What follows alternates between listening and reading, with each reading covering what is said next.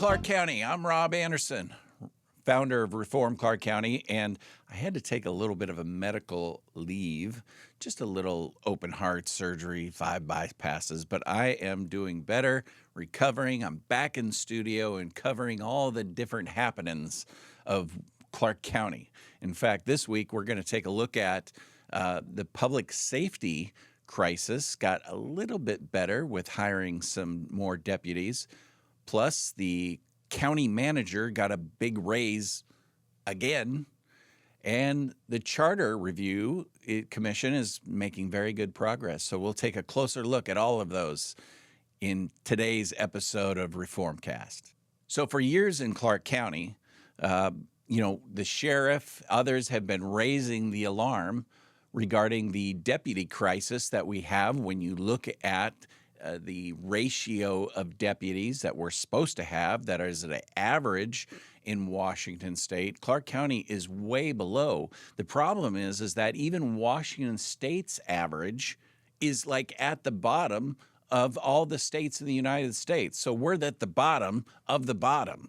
And the sheriff has been raising alarm. In fact, in April 2025, he went to the Clark County Council and requested more deputies. In fact, they need 147 deputies in order just to get to the Washington State level. He proposed 90, and he pretty much came away with nothing. They gave him the cold shoulder. They did not give him any money. I think maybe a position or two out of the budget, but just said, no thanks. We're not going to do it. We're not going to dig into the budget and prioritize public safety.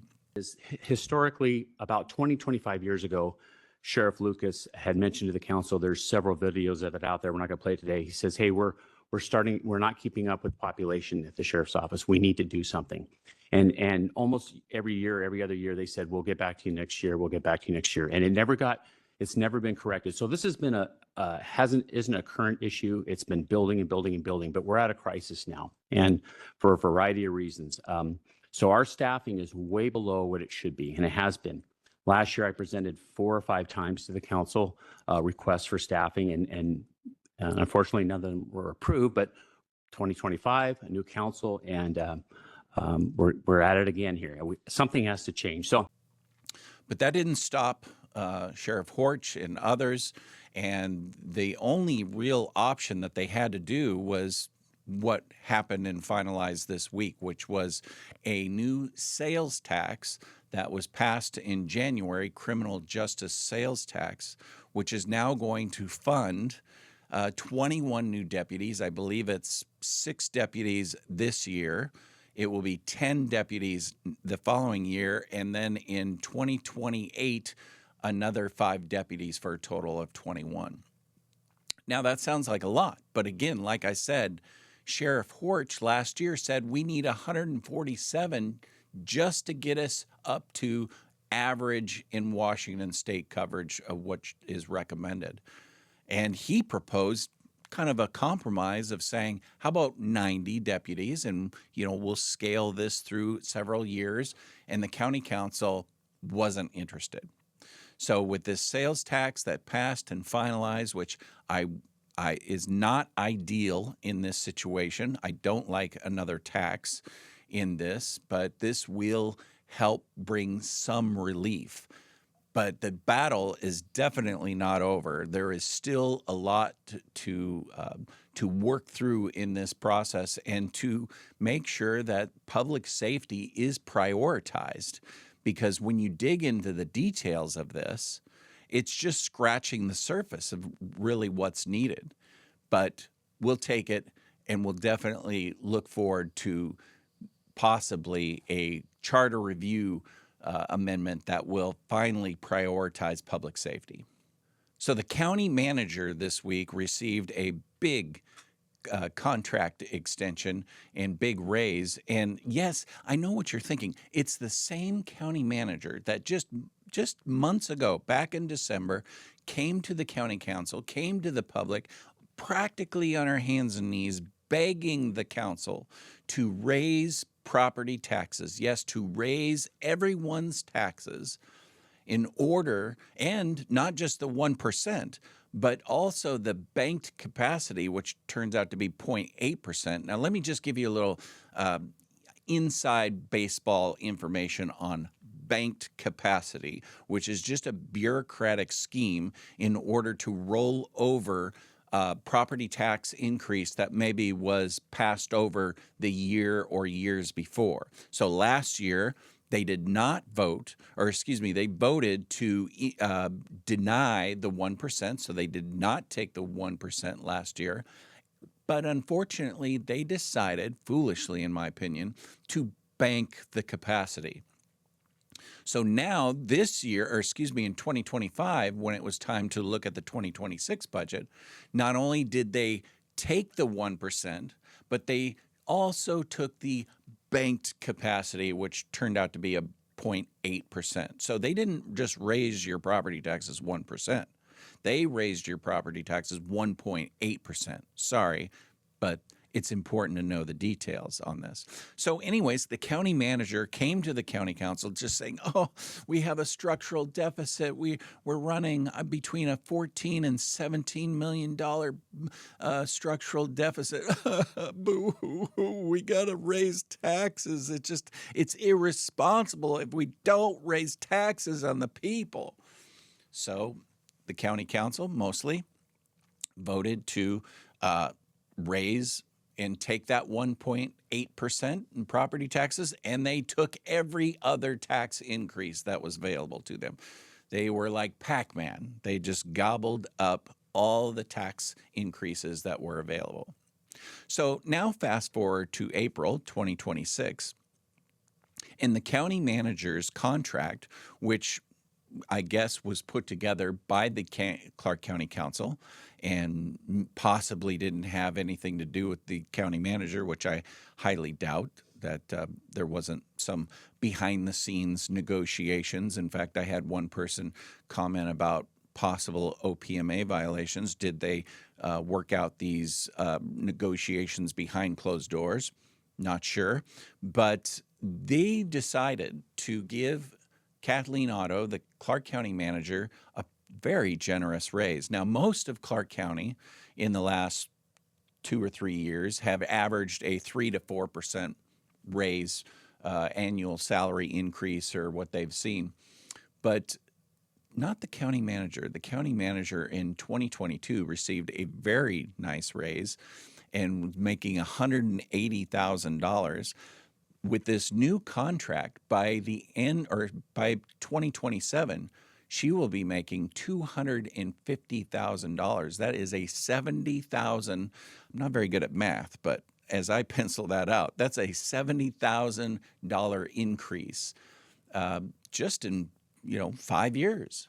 And so this is really a concern. Oh, let's not forget the top tier benefits that she also will receive, the gold-plated benefits and PERS and retirement and $450 a month in car stipend, plus travel, plus expenses. Oh, did I mention that the county manager recently came to the Clark County Council stating that we have a structural deficit? The next slide is just the general fund operating structural deficit. This simply just has revenues and expenses. And you can see we're outpacing and it continues to grow. So it's true. We have a structural deficit. And what that means is that we are spending more than we actually are taking in revenue, but we're making up for it by dipping into monies that we've set aside for this project or that project or whatever, and legally that we're allowed to do that because there's some things you can't do that to. But that's a structural deficit, and that's what's happening. And it's these kinds of decisions. It's these little things that add up, giving raises and bonuses and this and that, and adding that to the budget, and now adding tens and hundreds of thousands of dollars through decisions like this. I mean, this is adding up, and this is what's, for example, they're saying, oh, there's no money for more deputies, but we're going to give the county manager a big raise. And I find it very fascinating that this took place in the same meeting. So these things were back to back, and the agenda item for hiring the 21 deputies through a sales tax, because there's no money in the budget, that happened right before they made the decision for the county manager to give her a very, very nice raise. So I gave public comment and saying, hey, how about, I'm all for rewarding people, but how about just something that's more reflective of what typically people might see, which is a 3% raise. But of course, that was ignored. They gushed, all counselors gushed on her and just gave her this big raise. I think that this is irresponsible. This would be similar to you and I continuing to spend, deciding to maybe buy a new car when we're not being able to pay our monthly bills right now. But you know what? I'm going to dip into this. I'm going to borrow from that, and I'm going to use my credit card to pay the. I mean, it would be considered irresponsible, but that's what Clark County counselors are doing right now. In fact, here's Glenn Young's comments when he was asked about this at a charter review commission this week. This is what he had to say. Last night, the council voted to give the county manager a $50,000 raise, and you're saying that we don't have the money to pay other positions. Can you comment on that, please? Sure, absolutely. And I don't know that it really has to do with the work here, but I'm happy to do so. My goal is when I leave office to leave this place a better structured place and government for the people that live here. Part of that is ensuring that we have adequate, well-trained, and professional individuals that are working here and facilitating, really running the county government. The wage that the county manager received was very far below all of the other jurisdictions that compare to us. And that is a risk. We have, thank goodness we have a county manager that is willing to work under those conditions. But eventually she would choose to move on, and we have to be able to have be able to be competitive in attracting talent to take that role. So Counselor Young is really kind of a mumble tank response, is really just giving the same kind of responses of, well, we've got to pay well, or we might lose this person. Hey, big deal. Like, trust me, if Kathleen Otto decided to move along, there'd be some other person that would be just as interested, if not more, to take over the job and probably could do a better or similar job. I mean, it's not a reasonable explanation of why during a structural deficit you're going to keep spending more and deciding not to spend more on more important things like public safety. So maybe Glenn Young needs a civics lesson or needs to understand finances a little bit better. So lastly, my friends, the Charter Review Commission is really moving along, making very good progress. So I just wanted to talk about the good, the bad, and the ugly of what's happening in Charter Review, because they meet every week, mostly 3-hour-long meetings, and it might be a little tough to sit through that, but yours truly, I sit through it just so that you can know what's happening. So far, let's talk about the good that's happening. So one of the best things, I about almost cried when, and I'm not kidding, I almost cried when the supermajority requirement, so John Jay put forward a charter amendment proposal that would require a supermajority in order to increase property taxes. Right now, it just takes a simple majority, 3 counselors. And this new charter amendment, obviously, if passed by the voters, would require 4, which is most likely going to then make it so that property tax increase, taking your money, taking away and making it harder for people who are on fixed incomes, elderly, maybe, those that are not so well off, those higher property taxes, can most likely are going to take a bipartisan vote in order to happen. And I think that that's the way it should be. I think it should be difficult to raise property taxes, you should first go and look to say, are there places that we can save? Are there other ways of doing this before we go to the public and take their hard-earned money? And that is what's happening when politicians create policy like what we've seen in Olympia with the income tax that is now being forced on people. They are coming in and taking your property. Yes, that's what Washington State has deemed, that income is your property. And so that's what they want to do. And this charter review amendment would put into the charter saying that you need a supermajority, which, by the way, a supermajority precedent is already in the charter. It's a requirement for Clark County councilors to advance charter amendments by themselves. It requires a supermajority vote. And I believe there's one other thing. Maybe it's like an emergency situation that requires 4 out of 5. But supermajority for property tax increases. There are a few other home rule charter counties in Washington State who have this. So again, it's not there's nothing super groundbreaking, but it would be great for Clark County taxpayers if it just was a little more challenging to raise our property taxes. So that's one of the great things.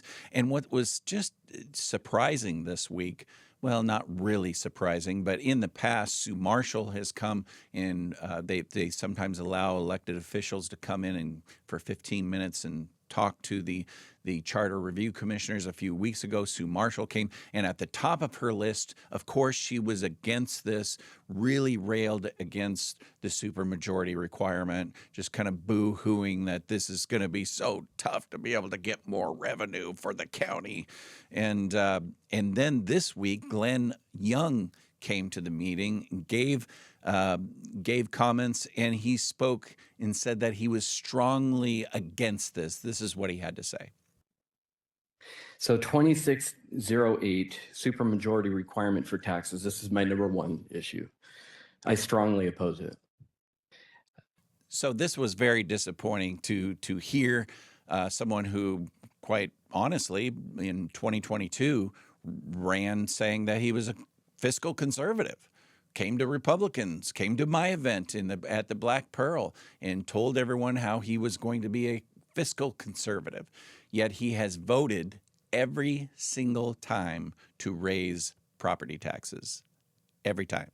Every time Glenn Young had an opportunity, he not only either voted yes, he made the motion or seconded it, wanting to raise property taxes. And he's once again has come to the Charter Review Commission, kind of just trying to convince them that this would be bad. But this is good. This would be good for county taxpayers.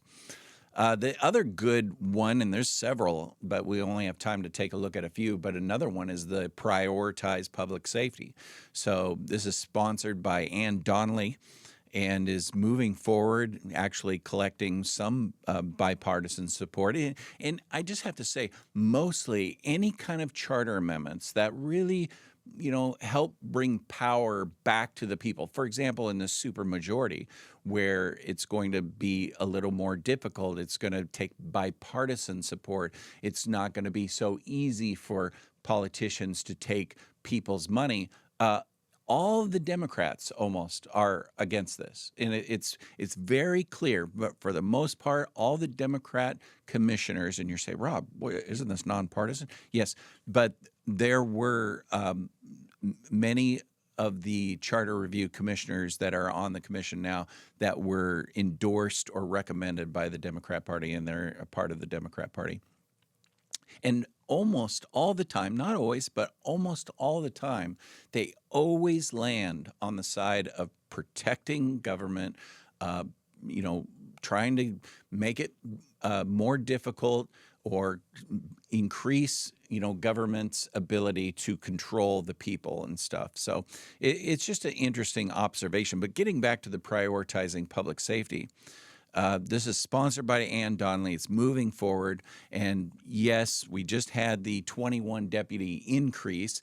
But again, we need 147 just to bring us up to average standards. And so this would prioritize and make that the county council has to fund these deputies in a smart way. I believe it's like a 5 or 6 year process that would allow this transition. And of course, Sue Marshall, even Glenn Young kind of spoke at both sides of his mouth. He said, well, I'm all for law enforcement, but I'm not for prioritizing public safety. So I'm not quite sure how that works, but that's what he said this week. And Sue Marshall came a few weeks ago, and she was against it.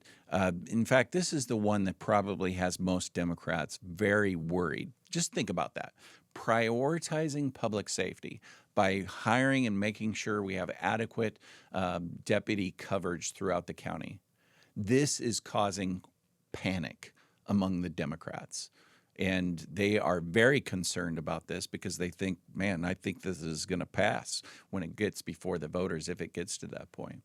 So that's the good. You know, there's some that are bad, some charter amendments that are proposals that are bad. For example, an ethics revamp. Now, our ethics commission definitely needs a revamp. There's no doubt about it. But the solutions that they're putting forward, such as making them paid, and also some other aspects, but the most troubling part of the proposal is that it would give the Ethics Commission the ability to start their own ethics investigations. Right now, it requires like a complaint from a member of the public or from anyone. But if this passed, this charter amendment that's now being proposed and worked out, if it's passed, as far as I understand, it would give them the ability to not only be judge and jury without due process, by the way, but it would also allow them to be executors, that they would be able to start investigations on their own. That smells dangerous to me. Like, you look that up and that has so many ways of not working out for the average person. So that's definitely a bad one. Another one, in my opinion, is to get rid of the primary for if there's one or only two candidates. It would get rid of the primary for that. They would not be on the primary ballot. In order to save, some estimates show 70,000. I think it's quite a bit less. I think they're just choosing a higher estimate to make that number bigger, when the real-time savings will most likely only be $10,000, $20,000. But the real problem is that this would sometimes you have to think about unintended consequences, and one of these, by removing two people from the primary because there's only two candidates, is that it limits their ability to fundraise, which, some might say, well, I don't like money in politics. But think about this. If someone is an incumbent who normally already has funding in maybe a war chest and money in their account and ready to go, that doesn't really affect them that much. But think about challengers. Think about people who want to run against incumbents. It will be much more difficult because instead of being able to raise $2,400, which is the limit for 2 cycles, primary and general election, now they're down to only $1,200. So they have cut the funding of challengers in half. And I think that that's potentially maybe one reason why this is coming forward, to give incumbents an advantage. There's no doubt, even if that's not the intention, that will happen. I have trouble with that. The other thing is they put forward a 2632 charter amendment, which was a whistleblower protections for county employees. And again, Democrats who are very concerned about big government and protecting those in big government, and not necessarily of average citizens, pretty typical. But the problem with this is that Washington State already has whistleblower protections. So this would just go even further and potentially allow if I heard the testimony correct in the presentation, it would allow county employees who just think that maybe some instructions or some kind of direction that they've been given by a manager or director or someone, if they just think that could be illegal or they don't like it, they could just say, no, I don't want to do it under this. So I think it's problematic. It's also there's not a real clear need for this since there's already Washington State. So those are the bad. We've looked at the good. We've looked at the bad. And here's a few of the ugly charter amendments so far. So 2629, allowing for the removal of an executive branch elected officials by the county council. So a Democrat councilor or Commissioner Holmgren presented this, and fortunately it was withdrawn, but clearly wanting to, we've seen the sheriffs, the county sheriffs being targeted by recent Olympia coverage or legislation.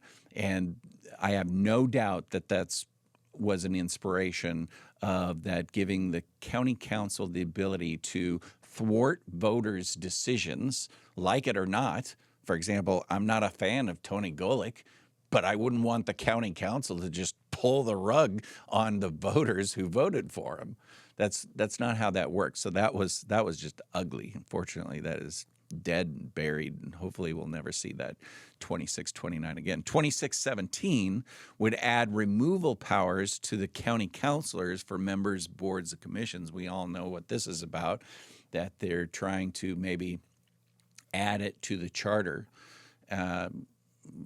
regarding, the county council having the ability to remove, because they know they didn't have the power to remove, but yet they did it anyway. So now they're trying to maybe put it into the charter. But that is scheduled for a second reading, so that one is still alive. And then 2618, that's where the Superior Court judges would get to nominate the clerk. So instead of you voting for a county clerk, the Democrats want to take that power away. And see, are you seeing a little theme or a little connection on here? They'd like to take your power away to vote for the Clark County clerk and give it to the judicial branch, which there's a reason why there's a split in this between the judicial branch, the judges, and the clerk, which is in the executive branch. And it's supposed to have checks and balances, but no, they want to take that away. Fortunately, that's been that will not advance this year, but it is deferred. They will bring this back up for the 2027.